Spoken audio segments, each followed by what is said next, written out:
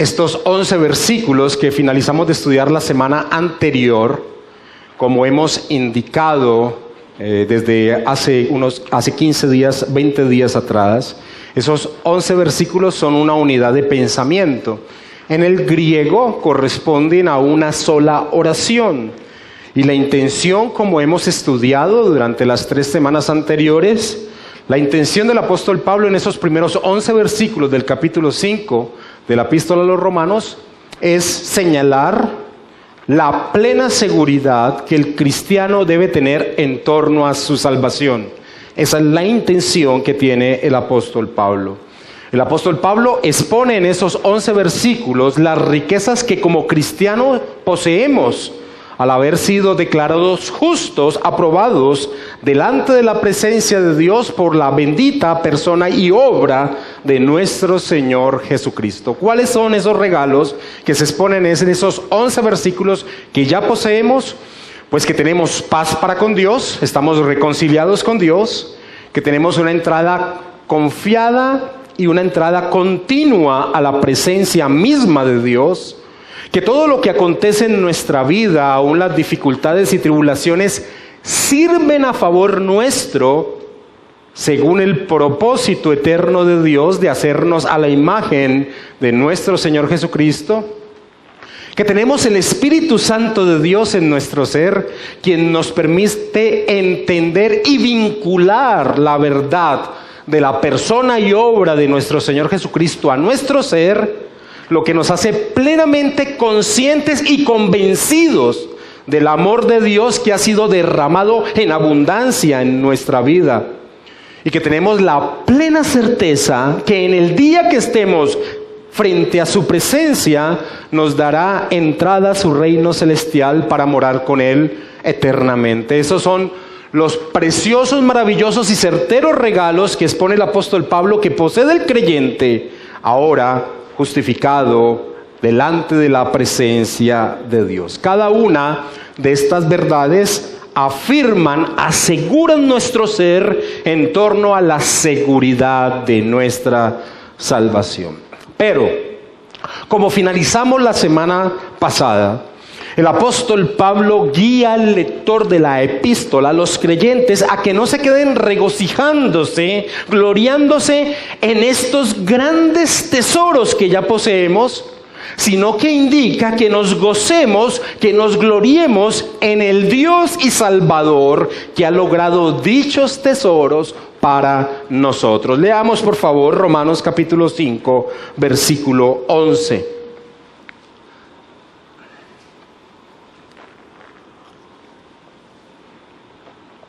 El apóstol Pablo finaliza entonces esta unidad de pensamiento diciendo, después de haber expuesto esos preciosos regalos, y no solo esto, sino que también nos gloriamos en Dios por el Señor nuestro Jesucristo, por quien hemos recibido ahora la reconciliación.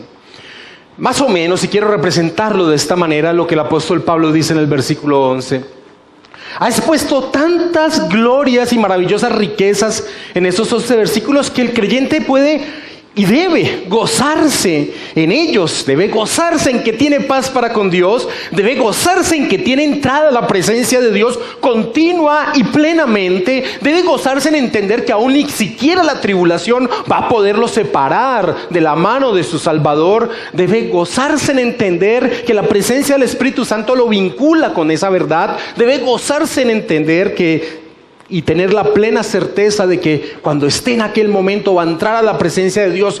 Pero el apóstol Pablo dice, no te quedes allí gozándose en tus riquezas, sino que mira a tu Salvador y gózate en Él. Sal de ese momento maravilloso y más bien dirígete al Dios que te ha salvado. Eso es lo que quiere indicar el apóstol Pablo en el versículo 11. Básicamente que nos gloriemos en Dios, que nos gloriemos en el Dios que nos ha salvado y no tanto en las riquezas que Él ha logrado por nosotros. Y ese es el tema que vamos a tratar en esta mañana, el tema de la gloria de Dios. Porque la gloria de Dios se convierte en el supremo propósito de nuestra salvación. La gloria de Dios, esto es lo que hace Pablo de no te quedes allí mirando lo que Dios te ha dado y ha logrado por ti, sino que mira a Dios y regocíjate y gózate en Él. El tema de la gloria de Dios es lo que vamos a tratar en esta mañana. Es una predicación atípica la que vamos a hacer en esta mañana en medio de esta congregación, porque vamos a tratar un tema, el tema de la gloria de Dios. Como alguien dijo, debemos limitarnos a predicar un sermón temático una vez cada 5 años y luego arrepentirnos de haberlo hecho. La vida común de una congregación, la vida común del ministerio de un pastor debe ser la predicación expositiva de la palabra del Señor, que es lo que comúnmente hacemos en medio de esta congregación. Es decir, que el texto mismo vaya marcando el derrotero de la enseñanza en torno a la iglesia. Dios mismo, por su bendita palabra, marca el derrotero de lo que quiere que la iglesia atesore en su ser. Pero en torno al tema de la gloria de Dios, hoy vamos a hacer una excepción y vamos a hacer una predicación temática. Es decir, no vamos a exponer un texto de corrido, sino que vamos a ir a muchos textos de la Escritura en torno a este tema fundamental que es la gloria de Dios. Un tema tan importante que soy reiterativo. El apóstol Pablo en ese versículo 11 de Romanos 5 dice: creyente, no te quedes mirando lo que Dios te ha dado, sino que ahora céntrate en el Dios que te ha salvado, porque vuelvo y repito, el propósito supremo, el significado supremo de nuestra salvación no está centrado ni siquiera en nosotros, sino en el bendito y glorioso Dios que nos ha salvado. ¿Qué vamos a hacer? Vamos a hacer un recorrido muy rápido, lógicamente, en torno a las Escrituras y en torno a este maravilloso tema de la gloria de Dios. Y también vamos a tocar algo de la historia del recorrido de la iglesia en torno a este bendito tema, porque este tema glorioso de la gloria de Dios ha sido atacado en el transcurso aún de la historia de la iglesia. Así que vamos a iniciar. Dios es un Dios glorioso. Eso lo expresamos todos los cristianos de cualquier denominación. Dios es un Dios glorioso. Ahora, definir qué significa que Dios sea un Dios glorioso no es fácil, pues gloria es todo lo que Dios es, y definir a Dios es imposible. Gloria es todo lo que Dios es y definir a Dios es imposible. Nosotros hablamos acerca de Dios en torno a lo que Él mismo nos ha revelado a nosotros, y sabemos que lo que Dios ha revelado de sí mismo a nosotros es verdad, pero no es exhaustivo su revelación. En el conocido pasaje de Deuteronomio 29:29, Moisés dice: las cosas secretas pertenecen a Jehová nuestro Dios, mas las reveladas son para nosotros y para nuestros hijos para siempre, para que cumplamos todas las palabras de esta ley. Es decir, no conocemos a Dios plenamente ni exhaustivamente, lo cual es imposible, y nunca lo conoceremos, porque Dios es un ser infinito y nosotros somos seres finitos, y lo finito no puede abarcar lo infinito. Pero sí conocemos verdades acerca de Dios. Ahora, en torno al tema de la gloria de Dios, y que como expresé, expresarlo es fácil, pero definirlo no, porque gloria es lo que Dios es. Así que no es un tema fácil de tratar. Lo escuchamos comúnmente, pero definirlo no es nada fácil, y es el propósito que tengamos en esta mañana, hacia el final de la enseñanza, un entendimiento en torno a la verdad de las Escrituras de qué significa vivir para la gloria de Dios. La palabra gloria, más bien, en este primer punto, la palabra gloria tanto en el Antiguo como en el Nuevo Testamento tiene este significado o esta indicación. Indican algo que es peso, es algo pesado, es algo majestuoso, algo que resalta frente a los demás, algo que brilla. Ese es el significado en sí de la palabra gloria que encontramos tanto en el Antiguo como en el Nuevo Testamento. Algo de mucho peso, algo que brilla, algo que resalta por sí solo. Algunos han definido la palabra gloria de la siguiente manera. Gloria es el honor y la alabanza que una persona digna merece por su posición, poder y riquezas. Así lo definen. Si tú buscas en un diccionario de la lengua española, la palabra gloria se define de esta manera: el honor y alabanza que una persona digna merece por su posición, poder y riquezas. Ahora, si esa es la definición de gloria, solo un ser en el universo puede ser llamado un ser glorioso: nuestro bendito Dios. Pues todo lo que existe le pertenece a Él. Por ejemplo, Moisés, en Deuteronomio capítulo 10, versículo 14, le dice lo siguiente al pueblo. Recuerden, hoy es una predicación temática, así que los que vayan a ir a los textos tienen que ser Biblias rápidas, y los que no, por favor, anoten, y después en el ejercicio que todo cristiano debe hacer de lo que ha sido enseñado en la mañana en la predicación, en sus casas revisen los textos. Moisés le dice lo siguiente al pueblo: he aquí de Jehová tu Dios son los cielos, y los cielos de los cielos, la tierra y todas las cosas que hay en ella. Así que si la definición de gloria es el debido honor y respeto que merece una persona por su posición, poder y riquezas, solo Dios merece ese título. Dios dice por medio del salmista en el Salmo 50, versículo del 10 al 12: porque mía es toda bestia del bosque y los millares de animales en los collados. Conozco a todas las aves de los montes, y todo lo que se mueve en los campos me pertenece. Si yo tuviese hambre, no te lo diría a ti. Y dice el Señor: porque mío es el mundo y su plenitud. Mío es el mundo y su plenitud. Así que si la definición de gloria es el honor y la alabanza que una persona digna merece por su posición, poder y riquezas, solo hay un ser en el universo que merece ser llamado glorioso, y ese ser es Dios.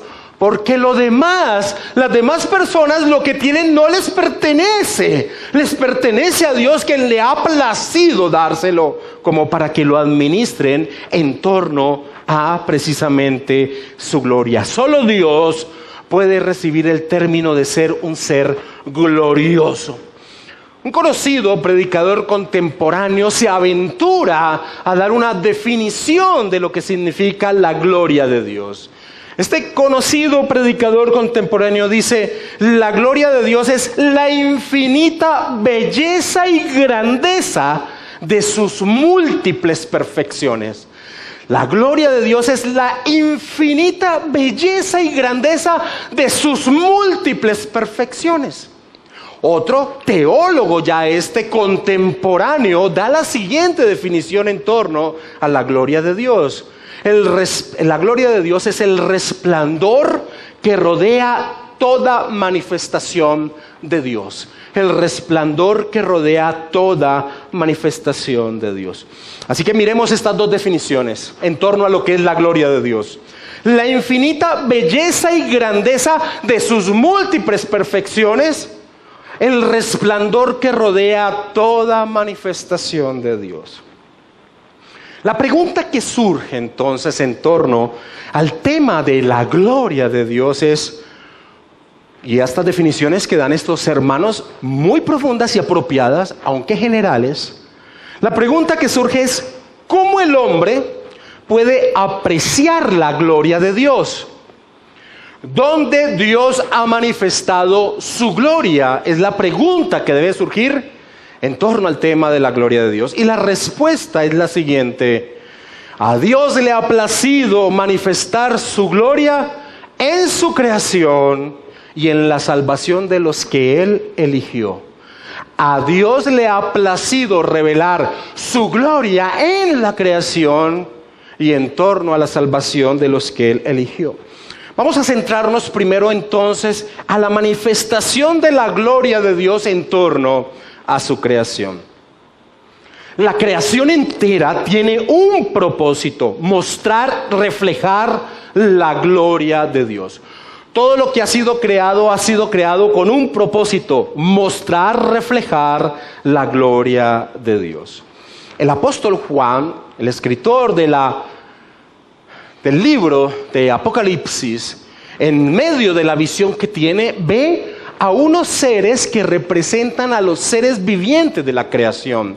Ahora, es muy interesante las expresiones de estos seres vivientes que tiene Juan en medio de esa visión que tiene. En Apocalipsis capítulo 4, versículo 11, en medio de esa visión de la representación de los seres vivientes de la creación, dice: estos seres vivientes, Apocalipsis capítulo 4, versículo 11.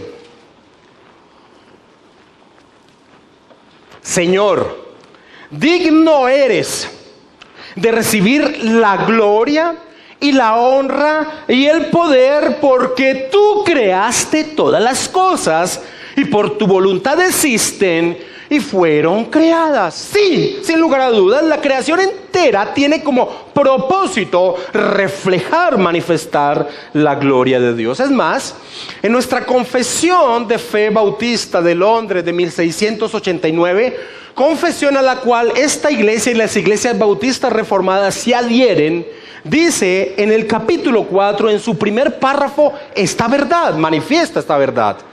Dice la confesión de fe en ese capítulo 4, párrafo 1: en el principio agradó a Dios Padre, Hijo y Espíritu Santo para la manifestación de la gloria de su poder, sabiduría y bondad eternos, crear o hacer el mundo y todas las cosas que en él hay, ya sean visibles o invisibles. Así que, sin lugar a dudas, mis hermanos, todo lo que existe, el universo entero, la vida particular de cada uno de los hombres, ha sido creado con un propósito. Y ese propósito, para sorpresa de muchos, para pesar de otros, no se centra en el hombre y su felicidad. El propósito de lo que es creado no es el hombre. El propósito de Dios al crear no es que el hombre fuese feliz. Eso no lo enseña la Escritura. El propósito de la creación es manifestar su bendita gloria en medio de ella. Así que el hombre no es el protagonista principal en la historia. El protagonista principal de la historia es Dios. Y la creación grita lo glorioso que es el Creador. La creación grita lo glorioso que es el Creador. En el conocido Salmo capítulo 19, en el primer versículo, el salmista expresa esta verdad. ¡Qué verdad! Que la creación entera grita la gloria de Dios. El salmista dice: los cielos cuentan la gloria de Dios. Así inicia ese salmo. Los cielos cuentan la gloria de Dios. Y el firmamento anuncia la obra de sus manos. Muchas personas hacen esta pregunta en sus mentes, aún se aventuran a decírsela a los demás: ¿por qué el universo es tan grande? Siempre hacen esa pregunta en torno a: sin lugar a dudas debe existir vida en otra parte de este universo. Porque si no, ¿por qué Dios creó un universo tan grande, tan vasto y que se expande en todo momento? La respuesta en torno a la verdad que surge de las Escrituras es que Dios creó un universo tan grande e inmenso porque manifiesta lo glorioso que Él es. Porque manifiesta lo glorioso que Él es. El apóstol Pablo, en torno a la creación, señala que ella da testimonio de atributos divinos de Dios, del poder y de la deidad de Dios. En Romanos capítulo 1, el apóstol Pablo, señalando que aquellos que no poseían las Escrituras no tenían excusa de decir: qué pena, espérate Pablo, tú no me puedes catalogar como que yo he sido un pecador o que yo estoy bajo la ira de Dios. Tú no me puedes catalogar así, Pablo, porque resulta que es que no he tenido la ventaja que tenía el pueblo judío al no tener las Escrituras nosotros. Así que nosotros no conocíamos acerca de Dios. Pablo en ese capítulo 1, en una sección grande del capítulo, va a señalar que son mentiras, que el hombre, aún sin poseer las Escrituras, no tiene excusa delante de Dios, porque Dios sí se ha revelado a él por medio de la bendita creación. En el versículo 19 de Romanos capítulo 1, Pablo dice: porque lo que de Dios se conoce les es manifiesto. Recuerden el contexto, está hablándole a aquellos pueblos que no poseían las Escrituras. Porque lo que de Dios se conoce les es manifiesto, pues Dios se lo manifestó.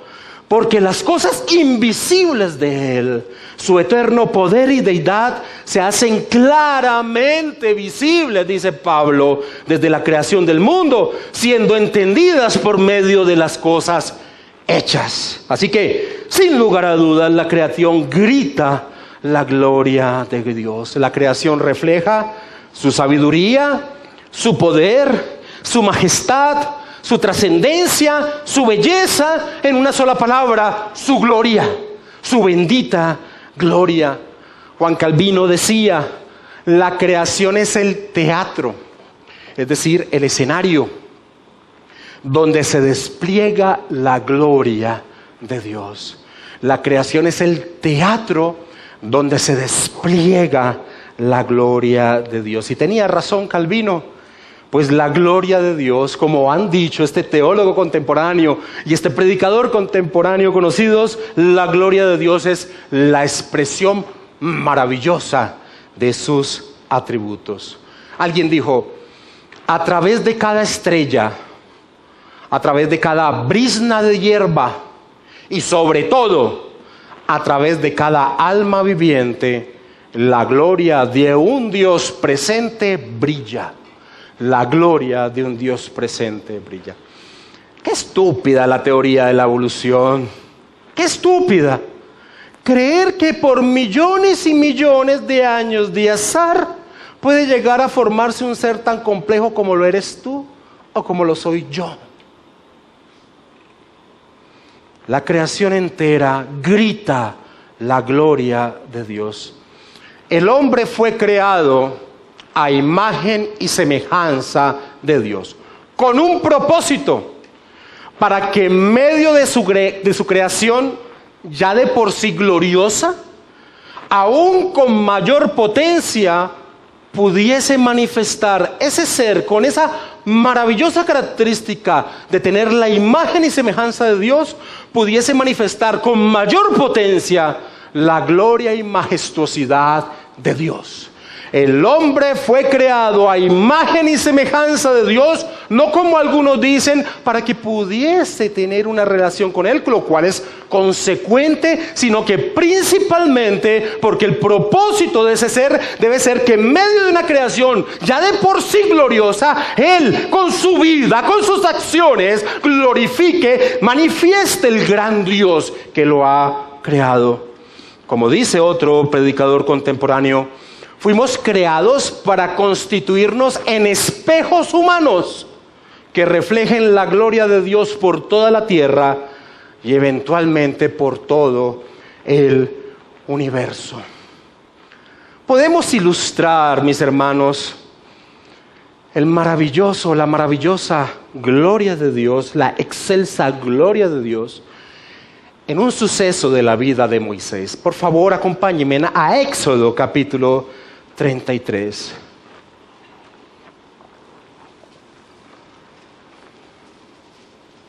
El contexto de este pasaje, Éxodo 33, es que Moisés está exultante, está maravillado, está gozoso por estar en la presencia de Dios. Y le hace una petición a Dios. Moisés está exultante, maravillado, gozoso de estar en la presencia de Dios. Y le hace una petición a Dios en el versículo 18 de Éxodo 33. Moisés le dice: te ruego que me muestres tu gloria. Te ruego que me muestres tu gloria. Esa es una petición loca. Pero es una petición que cada uno tenemos. ¿Por qué digo loca? Dios es un ser infinito. El hombre jamás podrá en su ser finito poder entender plenamente la gloria de Dios. Mira lo que dice el versículo 20, la parte B del versículo 20. Dios le dice a Moisés: no podrás ver mi rostro, porque no me verá hombre y vivirá. Ahora, Dios no tiene rostro. Estas son expresiones antropomórficas para que podamos entender qué era lo que estaba haciendo referencia. Dios le dice: no podrás ver mi gloria plenamente. Sino que le dice en el versículo 21 al 23, y dijo aún Jehová: he aquí un lugar junto a mí, y tú estarás sobre la peña, y cuando pase mi gloria, yo te pondré en una hendidura de la peña, y te cubriré con mi mano hasta que haya pasado. Después apartaré mi mano, y verás mis espaldas, mas no se verá mi rostro. ¿Qué le quiere decir Dios a Moisés? Cuando Dios le dice que solo le permitirá ver sus espaldas, lo que está indicando es que solo le permitirá entender una pequeña expresión de su glorioso ser. No su rostro, que es la expresión de toda la plenitud de la gloria de Dios, es imposible, pero sí le va a permitir ver sus espaldas, que lo que quiere significar es una pequeña expresión de lo que es su glorioso ser. Ahora, escucha esa expresión pequeña de su glorioso ser. Versículo 6 y 8 de Éxodo capítulo 34. Y pasando Jehová delante de él, proclamó: Jehová, Jehová, fuerte, misericordioso y piadoso, tardo para la ira y grande en misericordia y verdad, que guarda misericordia a millares, que perdona la iniquidad, la rebelión y el pecado, y que de ningún modo tendrá por inocente al malvado, que visita la iniquidad de los padres sobre los hijos y sobre los hijos de los hijos, hasta la tercera y cuarta generación. Entonces Moisés, apresurándose, bajó la cabeza hacia el suelo y adoró. Ahora, tú de pronto no entiendes qué significa esta frase que acaba de darle Dios a Moisés. Pero resulta que esta frase que acaba de darle Dios a Moisés se convierte en una frase, en una verdad que el pueblo de Dios va a atesorar en su corazón durante todo su peregrinaje de la historia de la redención. Esa pequeña expresión de lo que es la gloria de Dios se convierte en una verdad que el pueblo de Dios saca constantemente delante del mismo Señor en torno a su peregrinación por este desierto hasta nuestra patria celestial. Así que esa pequeña muestra se convirtió en el soporte de su pueblo en medio del peregrinaje hasta nuestra patria celestial. Esa pequeña muestra de la gloria de Dios. La gloria de Dios, mis hermanos, es el objetivo de nuestra creación, es el objetivo de la creación. Eso es una verdad escritural. Cuando uno ve teología sistemática y ve doctrina de Dios y llega a la parte de la creación, se enfatiza esa verdad. La escritura sí lo enseña. Todo ha sido creado para su gloria. El hombre ha sido creado a imagen y semejanza para su gloria. Pero dicho objetivo de la creación fue rechazado por el hombre. Pero dicho objetivo de la creación fue rechazado por el hombre, quien decidió buscar su propia gloria. El significado de su existencia fuera de la gloria de Dios. El hombre rechazó ese objetivo de la creación, de su propia creación, y decidió buscar su propia gloria, es decir, el significado de su existencia fuera de la gloria de Dios. Desgraciadas son las palabras del tentador en Génesis capítulo 3, quien impulsó al hombre a tener este propósito: buscar el significado de su existencia, su gloria, fuera de la gloria de Dios. En Génesis capítulo 3, versículo del 5 al 6, están las palabras del tentador, quien le dice al hombre: sino que sabe Dios que el día que comáis de él, del fruto que Dios había prohibido, según su voluntad, sino que sabe Dios que el día que comáis de él, serán abiertos vuestros ojos y seréis como Dios, sabiendo el bien y el mal. Y a partir de allí, dice la Escritura, y vio la mujer que el árbol era bueno para comer y que era agradable a los ojos y árbol codiciable para alcanzar la sabiduría, y tomó de su fruto y comió y dio también a su marido, el cual comió así como ella. No era la gloria de Dios ahora lo que impulsaba al hombre a vivir.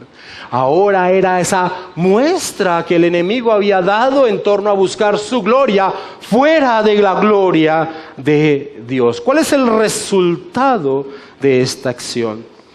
Todos los hombres nacemos bajo la misma miserable inclinación. Esto no es exclusivo de nuestros padres en el Edén. Todos los hombres nacemos bajo la misma miserable inclinación. Buscar el sentido de nuestra existencia. ¿Cuál es el sentido de esta existencia?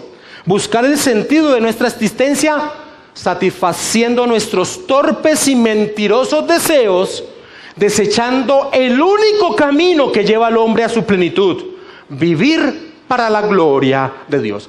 El miércoles pasado un hermano se me sentaba y me decía: pastor, está bien que el hombre viva buscando su felicidad. Ahora, el punto es que esa es una tendencia natural de los hombres. Todos vivimos buscando ser felices. El que no lo haga así está mal. Está mal de la cabeza, tiene un problema en su ser. El problema es, ¿dónde cree ese hombre que va a encontrar su plenitud? Si no es glorificando a Dios, nunca va a encontrar su plenitud. ¿Cuál es el resultado de esa tendencia natural en la cual nacemos todos los hombres? Yo les digo esta: vacío, depresión, insatisfacción. Así que, mi hermano, si tú eres cristiano, pero estas características están en tu vida, escucha: vacío, depresión continua, insatisfacción continua, amargura. Déjame decirte el porqué de una vez. Es porque tú no tienes tu vida centrada en la gloria de Dios. No la tienes. Y que aquel que no tenga su vida centrada en la gloria de Dios nunca puede poseer todos los tesoros materiales en esta tierra. Nunca se sentirá pleno. No se sentirá satisfecho con nada que posea. Pero aquel que tenga un bocado seco, pequeño, pero que viva en torno a la gloria de Dios, ese bocado seco y pequeño es una gran manjar para su vida. Hay satisfacción en torno a su vida. No importa lo que acontezca, como dice Pablo, está gozoso en todo momento. La historia de cada hombre, como decía Agustín de Hipona, se puede resumir de esta manera: todos los hombres hemos sido creados con un vacío dentro de nuestro corazón, un vacío que solo puede ser llenado por Dios. En varias ocasiones yo he dado este testimonio propio en mi vida y lo hago como manera de ilustración de algo que de seguro es igual con todos aquellos que hemos llenado ese vacío con la verdad de Dios. Cada 31 de diciembre yo me acostaba con una inmensa insatisfacción en mi vida, con un inmenso pesar en mi vida, con un inmenso vacío en mi vida, pensando: ¿qué hace falta para que yo me sienta pleno? Y en torno a la búsqueda que cada uno de nosotros, sin lugar a dudas, seguramente ha llevado, pensaba: a mí lo que me hace falta es el amor. Y pedía, en mi ignorancia del Dios que me había creado: Señor, dame una mujer que yo ame y me ame. Y seguramente cuando la encuentre, entonces ese vacío será lleno. Pero el Señor me dio una mujer que yo amé y que me amaba, y el vacío seguía. Y entonces al siguiente 31 pensaba yo: no ese es el vacío. Seguramente es la posición económica. Señor, dame la capacidad económica de estar bien para así yo llenar este vacío. Y le daba esa posición y tampoco era eso. Y esa es una continua y pesadilla condición del hombre en torno a su vida, pensando encontrar en las cosas materiales, en las cosas temporales, algo que solo llena a Dios.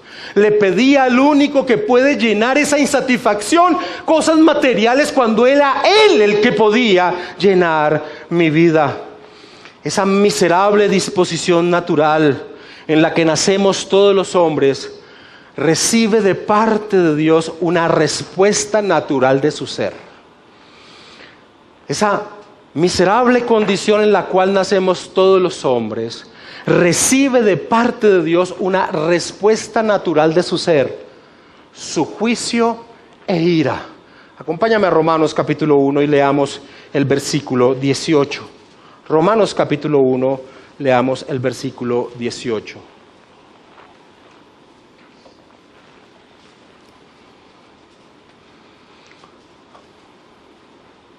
Porque la ira de Dios, dice Pablo, se revela desde el cielo contra toda impiedad e injusticia de los hombres que detienen con injusticia la verdad. Ahora, ¿cuál verdad?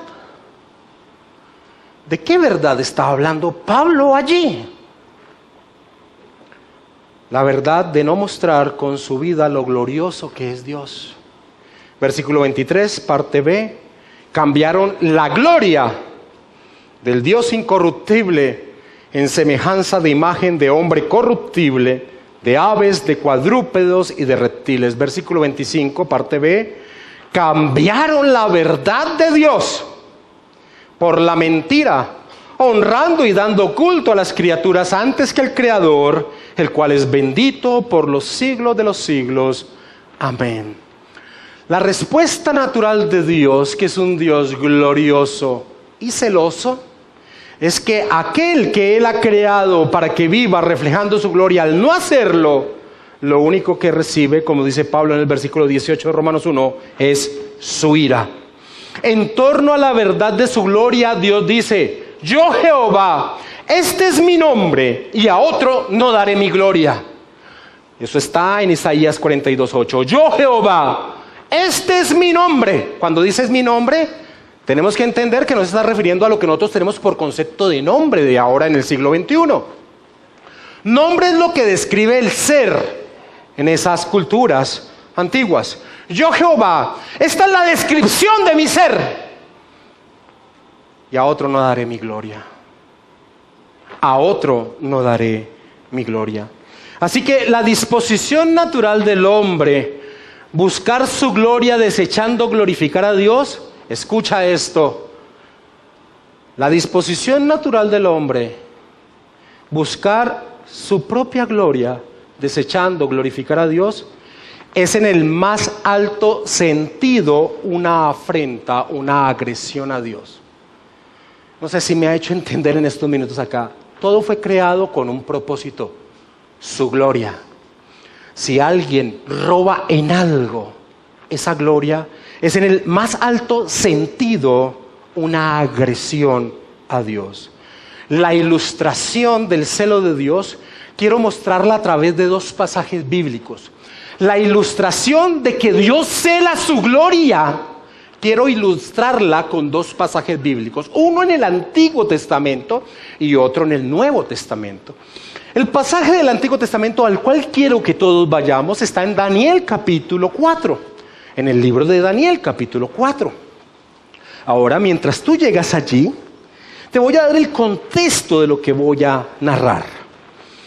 El rey Nabucodonosor, rey de Babilonia, el monarca más poderoso de la época, no sé si tú sepas, pero de las 7 maravillas del mundo antiguo estaban los jardines colgantes que existían en la ciudad de Babilonia.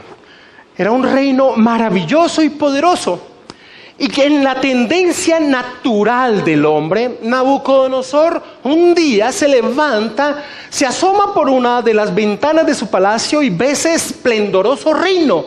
Y dice lo siguiente en el versículo 30 de Daniel capítulo 4. Habló el rey y dijo: ¿no es esta la gran Babilonia que yo edifiqué para casa real con la fuerza de mi poder y para gloria de mi majestad? Ahora, Nabucodonosor es una buena ilustración de la tendencia en la cual nacemos todos los hombres. Nacemos con el propósito de guerrear, de esforzarnos para nuestra propia gloria. Ahora, ya conocemos la historia y para los que no la conocen, en ese mismo instante Dios humilla a Nabucodonosor, lo deja loco comiendo pasto durante mucho tiempo. Pero el versículo 37 expresa algo maravilloso en torno a la misericordia de Dios sobre Nabucodonosor. Nabucodonosor llega a expresar que el único digno de honra y gloria es el Altísimo. Dice Nabucodonosor: ahora yo, Nabucodonosor, alabo, engrandezco y glorifico al Rey del cielo, porque todas sus obras son verdaderas y sus caminos justos, y él puede humillar a los que andan con soberbia. Y esa es una muestra del celo de Dios por su gloria. Alguien puede llegar a equivocarse pensando que la existencia, que el significado de su existencia es buscar su felicidad, su gloria. No, se va a encontrar con una desazón constante en su vida. Hay unos testimonios de personas con todo lo material, belleza, poder, que se suicidan, y las personas se preguntan ¿por qué? ¿Cómo una persona con belleza, juventud, poder económico, posición, todo lo que el hombre en su ignorancia puede llegar a desear, toma la decisión de suicidarse? Porque hay un gran vacío en su ser, y habiendo alcanzado lo que pensaban que llenaba su felicidad, siguen con el mismo vacío inmenso en su ser. El segundo pasaje como ilustración del celo de Dios está en el Nuevo Testamento. Está en Hechos capítulo 12. Y te narro qué es lo que... El contexto de este pasaje está Herodes. Un día, el historiador judío del siglo I, Josefo, en torno a este pasaje que vamos a leer, nos dice que Herodes salió a arengarle a la gente, a hablarle a la gente con un vestido de plata, dice Josefo. Ese vestido de plata hacía un contraste con el sol que estaba en ese día dando. Así que Herodes brillaba. Y cuando empezó a hablar, la gente empezó a decir lo siguiente. Hechos capítulo 12, versículo 21 al 23. Y un día señalado, Herodes, vestido de ropas reales, dice Lucas, se sentó en el tribunal y les arengó. Y el pueblo aclamaba gritando: voz de Dios y no de hombre, voz de Dios y no de hombre. Al momento un ángel del Señor le hirió, por cuanto no dio la gloria a Dios, y expiró comido de gusanos. El celo de Dios por su gloria. Sin duda, mis hermanos, la creación grita la gloria de Dios, pero la condición natural del hombre desde su caída rechaza su sola y exclusiva gloria, y por ello es merecedor de la ira divina. Pero, mis hermanos, y aquí hay otro pero, la caída del hombre no fue una sorpresa para Dios. Escucha esto. La caída del hombre, escucha esto, es parte del plan majestuoso de Dios de manifestar su gloria. La caída del hombre no fue una sorpresa para Dios. El que rechazase el propósito de la creación no fue una sorpresa para Dios, sino que hace parte del plan maravilloso y majestuoso de que Dios manifieste su gloria. Como dice Isaías: porque mis pensamientos no son vuestros pensamientos, ni vuestros caminos mis caminos, dice Jehová. Como son más altos los cielos que la tierra, así son mis caminos más altos que vuestros caminos, y mis pensamientos más que vuestros pensamientos. Y aquí entramos en el segundo aspecto de cómo se manifiesta la gloria de Dios. Dios exhibe su gloria en torno a la salvación de los suyos, de sus elegidos. Antes que todo fuese creado, antes que todo existiera, ya había un plan de redención para que el hombre pudiese ser salvo de tan miserable estado, y dicha salvación tiene un fin: la gloria de Dios. Y quiero mostrarte un pasaje que es maravilloso, que escribe el apóstol Pablo, y que lo he tocado varias veces en esta congregación. Está en Efesios 1. Si tienes un resaltador, cógelo. Si tienes un color, tómalo, porque quiero que resaltes 3 puntos específicamente en torno a este pasaje de Efesios 1. ¿Qué encontramos en Efesios 1? En Efesios 1 encontramos algo que yo he llamado que Pablo corre las cortinas de la eternidad. Pablo nos va a revelar algo que no podríamos entender si es que no se nos revela por medio de la palabra. Y es que Pablo va a correr las cortinas de la eternidad y va a mostrar un plan que se desarrolló en la eternidad. Antes que todo existiese, hay un plan. La salvación de los elegidos por Dios con el propósito de manifestar su gloria. Efesios capítulo 1, versículo del 3 al 5, vamos a ver que Pablo va desarrollando cada persona de la Trinidad en torno a este propósito de la salvación del hombre. Y empieza por el Padre. Efesios capítulo 1, versículo 3.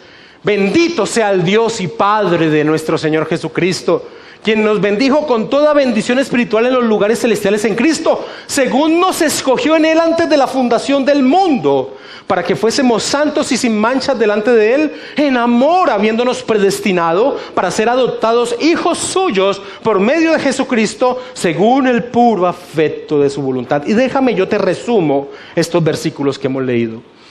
El Padre nos eligió. Él nos eligió, no nosotros a Él. Antes que todo fuese creado, Él solo merece la gloria. Nos predestinó para unirnos a Cristo. Él nos une a Cristo. Nosotros no nos unimos a Cristo. Él solo merece la gloria. A través de esa unión nos adopta como hijos. Él nos hace sus hijos. No es una condición natural propia del hombre. Él solo merece la gloria. Ahora, lo maravilloso es ver el objetivo por cual el Padre hace todo esto. Versículo 6, parte A. Para alabanza de la gloria de su gracia. Y esa es la parte que quiero que resaltes. Para alabanza de la gloria de su gracia. Ahora, Pablo sigue hablando ya no en torno al Padre, sino en torno al Hijo, desde la parte B del versículo 6. Con lo cual nos hizo aceptos en el amado, es decir, en el Hijo, en quien tenemos redención por su sangre, el perdón de pecados según las riquezas de su gracia, que hizo sobreabundar para con nosotros en toda sabiduría e inteligencia, dándonos a conocer el misterio de su voluntad, según su beneplácito, el cual se había propuesto en sí mismo de reunir todas las cosas en Cristo, en la dispensación del cumplimiento de los tiempos, así las que están en los cielos como las que están en la tierra. En Él, en Cristo, asimismo tuvimos herencia, habiendo sido predestinados conforme al propósito del que hace todas las cosas según el designio de su voluntad. Y déjame, yo te resumo este bloque. Fue el Hijo quien nos compró con su sangre, librándonos de la esclavitud de nuestro pecado. Fue Cristo quien lo hizo, no cualquier acción que el hombre pudiese hacer, lo cual no puede. A Él solo sea la gloria. Por el Hijo ahora tenemos una herencia maravillosa, a tal punto que Pablo en Romanos nos llama coherederos con Cristo y dice que las aflicciones del tiempo presente no son comparables con la gloria venidera que en nosotros ha de manifestarse. A Él solo sea la gloria. Pero mira que la obra del Hijo también tiene un propósito. Mira el versículo 12. A fin de que seamos para alabanza de su gloria. Y esa es la parte que quiero que resaltes. A fin de que seamos, el propósito es este, de que seamos para alabanza de su gloria, nosotros los que primeramente esperábamos en Cristo. Pero el apóstol Pablo continúa con esta expresión gloriosa del plan eterno de Dios, pero ahora se centra en el Espíritu Santo. Versículo 13. En Él, en Cristo, también vosotros, habiendo oído la palabra de verdad, el evangelio de vuestra salvación, y habiendo creído en Él, fuisteis sellados con el Espíritu Santo de la promesa, que es las arras de nuestra herencia hasta la redención de la posesión adquirida para alabanza de su gloria. Para alabanza de su gloria. El Espíritu Santo aplica la obra de Cristo en nuestra vida, dándonos vida espiritual, permitiendo conocer nuestro miserable estado y guiándonos a través de la Escritura a Cristo, a aferrarnos a Él, de tal modo que su presencia es un sello de que le pertenecemos y la seguridad de nuestra plena y absoluta salvación. Es el Espíritu Santo de Dios quien nos permite tener fe, no nosotros mismos, y es el Espíritu Santo quien sostiene nuestra vida en unión con Cristo. No nosotros mismos. A Él solo sea la gloria. Sin dudas, el Dios Trino y su obra de redención tiene como objetivo la alabanza de su gloria. La alabanza de su gloria. La salvación es para la gloria de Dios solamente, porque ella es el fruto del Dios Trino a favor de lo suyo. El Padre elige, el Hijo redime y el Espíritu Santo regenera y santifica y sella nuestra salvación. Dios dice: todos los llamados de mi nombre, para gloria mía los he creado. Los formé y los hice, dice Isaías 43:7. Todos los llamados de mi nombre, para gloria mía los he creado, los formé y los hice. El hombre en nada coopera en torno a su salvación. Solo a Dios sea la gloria. La salvación es el del Señor de principio a fin. Es por esta razón que el apóstol Pablo, después de exponer de una forma maravillosa lo que es el Evangelio de Dios, para y expresa lo siguiente en Romanos capítulo 11, versículo 33 al 36.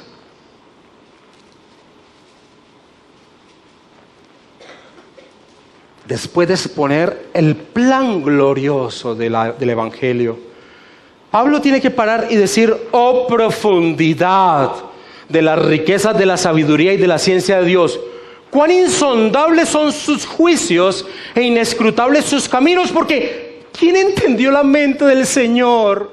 ¿O quién fue su consejero? Y sigue diciendo algo muy importante en el versículo 35, que a veces se pasa por alto. ¿O quién le dio a él primero para que le fuese recompensado? ¿Es que acaso fue que alguien respondió a la voluntad de Dios por sí mismo y entonces le fue recompensado? No. Claramente no. El objetivo de la salvación es su gloria, pues nadie la merece y nadie más interviene en ella sino solo Él. Versículo 36. Porque de Él y por Él y para Él son todas las cosas, la creación, la redención, el universo entero y su historia. A Él sea la gloria por los siglos de los siglos. Amén. Así que sin lugar a dudas, aún, escucha esto, aún el rechazo del hombre en su estado natural de glorificar a Dios en su vida no es algo que se salga de las manos de Dios. Hace parte del plan glorioso de Dios para manifestar su gloria. Acompáñame a Romanos 9 y leamos en forma de síntesis cómo Pablo expresa esta verdad. Romanos capítulo 9, versículo 22. Y que si Dios, queriendo mostrar su ira y hacer notorio su poder, soportó con mucha paciencia los vasos de ira preparados para destrucción, y para hacer notoria la riqueza de su gloria, las mostró para con los vasos de misericordia que Él preparó de antemano para gloria, a los cuales también ha llamado, esto es a nosotros, no solo de los judíos, sino también de los gentiles. Es una síntesis en torno al plan glorioso de la salvación. Así que entendiendo dos puntos que hemos resaltado: que la creación entera tiene el propósito de gritar la gloria de Dios, que el hombre rechaza ese propósito en su estado natural, pero aún ese rechazo no está por fuera del plan de Dios, como muestra Efesios capítulo 1, y que la plan de salvación tiene como propósito la alabanza de su gloria. Entendiendo eso, que son verdades escriturales, es atroz. Y escucha esto, y este es el punto que ahora nos señala a nosotros. De manera que es atroz que aún en medio de su pueblo, aún en medio de su iglesia, alguien pueda llegar a minar, a robar en algo la gloria de Dios. Mis hermanos, no creo que haya nadie que se llama cristiano que no diga a Dios sea la gloria. Estoy seguro que todos los cristianos de todas las denominaciones, por más locas que sean, dicen a Dios sea la gloria. Pero yo te aseguro que no todos dicen solo a Él sea la gloria. Y hay una gran diferencia de decir a Dios sea la gloria a decir solo a Él sea la gloria. Porque el hombre sin el ancla de las Escrituras en pos de la verdad va en contra de dicho propósito aún dentro del plan de salvación. porque en algo su naturaleza pecaminosa le grita: yo quiero algo de gloria. Y ese grito roba el propósito eterno de la salvación del hombre. Y trágicamente, y aquí entramos en la parte histórica de la iglesia, y trágicamente la iglesia cayó, ha caído y caerá en ese profundo y oscuro laberinto por no tener la Escritura como su luz. Salvación por mérito humano. Así sea algo de mérito, grita desesperado el orgullo humano. Por mucho tiempo la iglesia predicó una salvación centrada en el hombre e hizo a ese hombre el centro del plan de redención de Dios. Sí, Dios hizo una parte, pero ahora te toca a ti mantener esa salvación. Ahora me toca a mí mantener esa salvación. En el pecado del hombre hay una santurronería implícita en el corazón, que en torno a cuando escucha la verdad de la gracia de Dios y de que a Él solo le pertenece la gloria, dice: no, espérate, pero algo hay que hacer. Y muestra una cara de gran preocupación en torno a cumplir la voluntad de Dios, cuando en el interior de su corazón lo que está es desesperado en torno al orgullo humano de que en algo le toque la gloria a Él. Ahora, la iglesia navegó durante mucho tiempo bajo esa doctrina diabólica, pero en la providencia de Dios se levantaron hombres dispuestos a dar su vida por rescatar de la oscuridad del pecado humano la verdad gloriosa del Evangelio. La reforma protestante del siglo XVI en Europa fue el rescate de la verdad, sola Escritura, la cual llevó a descubrir la salvación del hombre, que es un regalo divino, solo gracia, la cual logró nuestro Señor Jesucristo en su vida y en su muerte, solo Cristo, y a la cual nos apropiamos solo por la fe. Estos pilares, estas columnas de la verdad trajeron una vez más como resultado que la iglesia del Señor pudiese gritar: solo a Dios sea la gloria, solo a Dios sea la gloria. El teólogo Michael Horton expresa lo siguiente: predicar las Escrituras es predicar a Cristo. Predicar a Cristo es predicar la cruz. Predicar la cruz es predicar la gracia. Predicar la gracia es predicar la justificación solo por la fe. Y predicar la justificación solo por la fe es atribuir toda la salvación a la gloria de Dios y responder a esas buenas nuevas en obediencia agradecida a través de nuestra vocación en el mundo.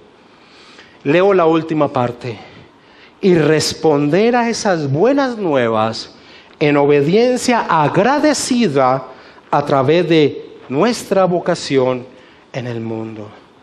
Esa última expresión que hace Horton en torno a la verdad de solo a la Dios sea la gloria es el resultado que tiene esa verdad en la vida del creyente.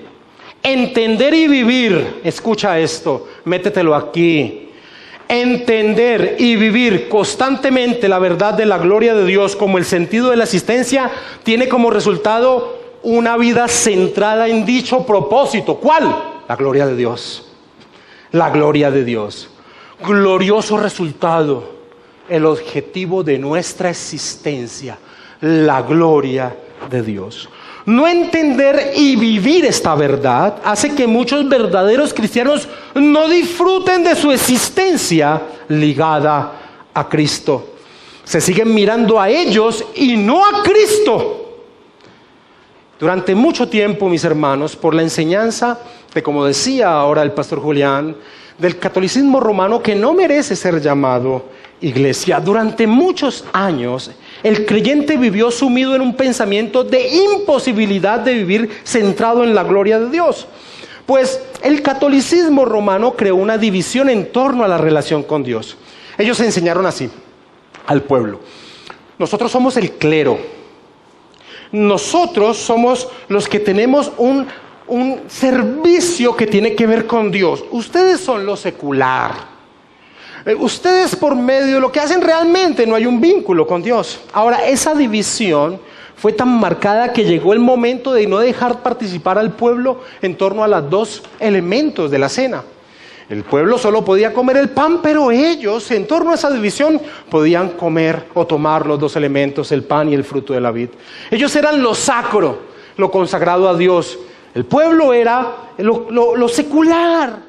Si uno le preguntaba al pueblo cuál era el objetivo principal de sus vidas, ellos no podían relacionarlas con Dios, pues ellos eran lo común, lo secular.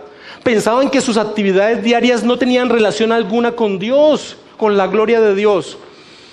Pero la reforma en torno a la verdad escritural enfatizó que no existe división entre los hombres y sus vidas en torno a la gloria de Dios. Lutero dijo lo siguiente: se ha establecido que el Papa, los obispos, los sacerdotes y los monjes sean llamados el estado eclesiástico, y los príncipes, los señores, los artesanos y los agricultores el estado secular. Dice Lutero, es una mentira sutil y un engaño. Que nadie se asuste, y esto por la siguiente causa: todos los cristianos son en verdad estado eclesiástico, y entre ellos no hay distingo, sino solo a causa del ministerio. Como Pablo dice que todos somos un cuerpo, pero cada miembro tiene una función propia con la cual sirve a los restantes. Los puritanos pudieron entender esto y relacionaron la verdad de su fe con sus vidas. Ellos enseñaban lo siguiente: la teología es la enseñanza del vivir para Dios. La teología es la enseñanza del vivir para Dios. Y los puritanos querían que sus hijos tuvieran esta verdad en sus cabezas, que todo lo que hacían, lo hacían para la gloria de Dios. Y por eso en el catecismo que ellos crearon para enseñarle a sus hijos pequeños la verdad de las Escrituras, la primera pregunta con que arranca ese catecismo dice: ¿cuál es el fin, el objetivo principal del hombre? Y la respuesta es: el fin del hombre es el de glorificar a Dios y de gozar con Él para siempre. El fin principal del hombre es el de glorificar a Dios y gozar de Él para siempre. Objetivo y resultado.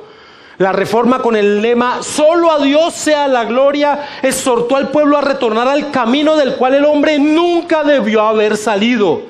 El camino del propósito de su creación: ser un espejo de Dios en medio de la creación. Tú sabes, si no tuviéramos la Biblia dividida en capítulos y versículos, ¿qué sucedería? Tú sabes que la Biblia no fue creada con capítulos y versículos. Capítulos fue añadido en 1200 y versículos en 1500. Si nosotros no tuviéramos la Biblia dividida en capítulos y versículos y estuviéramos leyendo la carta a los romanos, y llegáramos al punto cuando Pablo expresa esa maravillosa alabanza a Dios, porque de Él y por Él y para Él son todas las cosas, a Él sea la gloria por los siglos, amén. Si estuviéramos leyendo de corrido, pues inmediatamente leeríamos lo siguiente, escucha: así que, eso está en el capítulo 12, versículo 1 de Romanos. Así que, hermanos, os ruego por las misericordias de Dios que presentéis vuestros cuerpos en sacrificio vivo, santo, agradable a Dios, que es vuestro culto racional. El resultado de entender la gracia de Dios es una vida que se entrega a Dios para vivir para su gloria. Esa es la respuesta natural. Así que, en torno a aquellos, como todos los cristianos, debemos estar muy pendientes de nuestra santificación. Pero este es el punto de aplicación de esta verdad. Si alguien quiere crecer en su estado de santidad, que crezca en entender la gracia de Dios y la gloria de Dios. Vuelvo y lo repito. Si alguien quiere crecer en santidad, que se centre en Cristo y su obra, porque el resultado de su santidad será un fruto del Espíritu, no un esfuerzo humano. Pablo dice en 2 Corintios capítulo 3, versículo 18, y quiero que todos vayamos allí. 2 Corintios capítulo 3, versículo 18. Por tanto, dice Pablo, nosotros todos, mirando a cara descubierta como en un espejo la gloria del Señor, y voy a parafrasear aquí, voy a profundizar la idea. Nosotros mirando como por un espejo la gloria del Señor que se manifiesta no solo en su creación, sino en su salvación, somos transformados de gloria en gloria en la misma imagen como por el Espíritu del Señor. Repito esta verdad gloriosa: todos los creyentes debemos crecer en santidad. Pero hay algunos hermanos que no se centran en Cristo, que no se centran en lo que Dios ha hecho por ellos, sino que se centran en sí mismo, y ese no es el camino para crecer en santidad. Porque quien te hará santo no son tus esfuerzos, es Dios mismo. Es un alimento que transforma nuestro ser. Tener la convicción de la obra de Dios en nuestro ser, tener la convicción de que solo Él merece la gloria, tiene un resultado en la vida del cristiano, que todo nuestro ser se entrega en pos de agradar a Dios, en pos de vivir reflejando su gloria. Si alguno habla, dice Pedro, hable conforme a las palabras de Dios. Si alguno ministra, ministre conforme al poder que Dios da, para que en todo sea Dios glorificado por Jesucristo, a quien pertenecen la gloria y el imperio por los siglos de los siglos. Amén. En 1 de Pedro 4:11. Hermanos, la razón de nuestra existencia, la razón de nuestros trabajos, la razón de nuestros estudios, la razón de nuestras diversiones, hombres y mujeres jóvenes, la razón del matrimonio es la gloria de Dios. Ahora, tristemente, y tocando ese último punto, y solo como una aplicación directa, yo veo que hombres y mujeres jóvenes no toman el paso de honrar a Dios en el vínculo del matrimonio porque tienen este pensamiento. Todavía no, porque estoy centrado en mis estudios. Vuelve y repítete esta prédica para que entiendas que la plenitud no se halla en algo diferente que honrar a Dios. La pregunta para los hombres y mujeres jóvenes, directa: en tu vida sexual, ¿cómo estás glorificando a Dios? Es más, voy a dar un paso más allá. Para los hombres casados, en tu vida sexual, ¿cómo estás glorificando a Dios? Es increíble conocer que hay matrimonios que no tienen intimidad sexual. Pero yo te aseguro que estás satisfaciendo tu vida sexual. Vivamos para la gloria de Dios, entendiendo lo que Él ha hecho por nosotros. Pablo dice, ya sea que comáis, que bebáis o que hagáis cualquier otra cosa, hacedlo todo para la gloria de Dios. Los aspectos más sencillos y simples y cotidianos de la vida. Yo todavía no hago algo porque es que primero debo terminar esto. No vas a hallar plenitud en eso, te lo aseguro. No lo vas a hallar. Vive para la gloria de Dios. Nosotros constantemente tenemos que repetirle a nuestro ser, no a nosotros, oh Jehová, no a nosotros, sino a tu nombre da gloria, por tu misericordia, por tu verdad. Amados hermanos, vivamos esta gloriosa verdad para que al hacerlo seamos luz en medio de una iglesia en oscuridad. Voy cerrando con esto. Un teólogo contemporáneo dice algo que es trágico pero es real. Debemos vivir la verdad en medio de una iglesia que vive una mentira. Antes la religión estaba centrada en Dios. Antes lo que no conducía a la gloria de Dios era infinitamente pecaminoso. Ahora lo que no conduce a la felicidad del hombre es pecaminoso, injusto e imposible de atribuírselo a Dios. Ahora la gloria de Dios consiste en el bien del hombre. Antes el hombre vivía para glorificar a Dios. Hoy Dios vive para glorificar al hombre. Y esta congregación no está exenta de ese pecado. Como los puritanos, enseñémosle no solo a nuestros hijos, sino a nuestro propio ser. ¿Cuál es el fin? ¿Cuál es el objetivo principal del hombre? El objetivo principal del hombre no es tener un cartón, un magíster, un doctorado, un PhD. El objetivo principal del hombre es el de glorificar a Dios y gozar de Él para siempre. Mis hermanos, ahora podemos entender por qué el apóstol Pablo, después de exponer en 11 versículos en Romanos 5, de haber señalado las gloriosas riquezas que ya poseemos por la obra de Cristo, le dice a la iglesia, pero no te quedes allí, mirando eso que ya posees, mira al Dios glorioso que te las dio. Porque quien entiende lo que Dios ha hecho por su existencia, tiene como resultado que vive para Dios.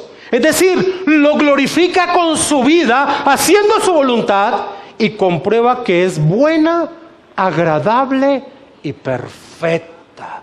Vamos a orar, mis hermanos.